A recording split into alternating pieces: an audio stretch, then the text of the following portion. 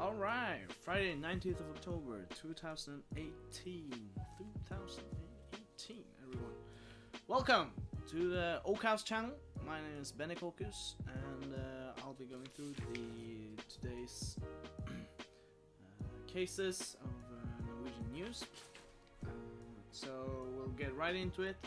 We'll start with the former or the alleged Russian spy, Mikhail Buchkarov, 51 years old, who was held by the Norwegian police service, security service, which was for close to a month now. He was apprehended last month, the 21st of September, I believe, and today, yesterday, the PST, after him being released or acquitted from the court, the PST tried to reinstate him to be kept until Monday, but they withdrew their charges, which means that he will leave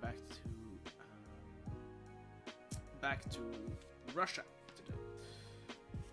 Second part, we have incoming parts regarding the KRF, the Christian party that is choosing on the 2nd of November, which way it will choose in terms of budget plans and government. Will it go for the right government, conservative government, or will it go for a left government in terms of which budget plans it will support? And there are increasingly now we have with the right parties, especially with Høyre and the Conservatives, have proposed a potential change in terms of their abortion laws. And there are also questions if the left will have to make some sort of pragmatic decisions in terms of the abortion laws on their own side, but the youth party of the Labour have been the Labour Youth League has with their leader Ina Libak has warned Labour leader Jonas Gahr Støre against making any compromise on abortion policies in return for the KrF support to make him prime minister. So it's an interesting case whether or not the we'll have to see where the left goes in terms of what kind of compromises it will make on its own budgets in order to ensure support from the Christian party. Other than that, as I hope most Norwegians and hopefully many others are aware of, there's a exercise, military NATO exercise in Norway called Trident,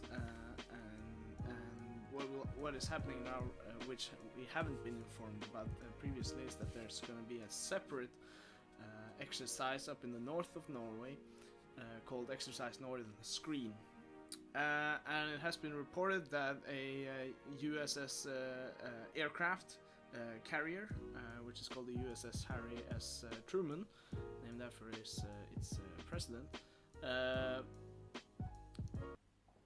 will also be part of this exercise up in the north of Norway. The Norwegian defense says it did not inform Russia about this exercise because it was small scale. And what has also been happening was that many of the planes that are involved in this exercise, which consists mostly of Norwegian and American troops, has also been shown to use live ordnance, as it's called, which is basically real explosives in different exercise areas. At the same time, something which is very interesting is that the Norwegian government has decided to contend the US tariffs on steel and aluminum to Norway. Basically makes us, in a sense, charge them through the World Trade Organization for breach and violation of the rules, which means that we will basically we will have to try to settle this dispute through the World Trade organization and see whether or not the United States will back down in terms of its sanctions on Norway through its steel and aluminum. Quote from Ine Eriksen Søreide is the World Trade Organization's dispute settlement mechanisms is the normal way to resolve disputes. When dispute settlement consultations fail, Thus, together with the EU and others, we have asked the WTO to establish a dispute settlement panel to adjudicate. That was from the Minister of Foreign Affairs in Norway, Ine Eriksen Søreide.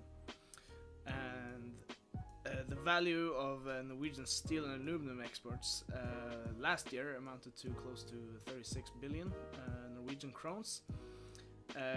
Where approximately 90 million of it was the value of steel and aluminum exports to the United States. So 90 million was what was included basically in part of the tariffs, and on a large scale in terms of exports and imports, that is not really that much. But what Ine Eriksen Søreide stated was that even though Norwegian exports of steel and aluminum are modest to the United States, it is the principle that is important.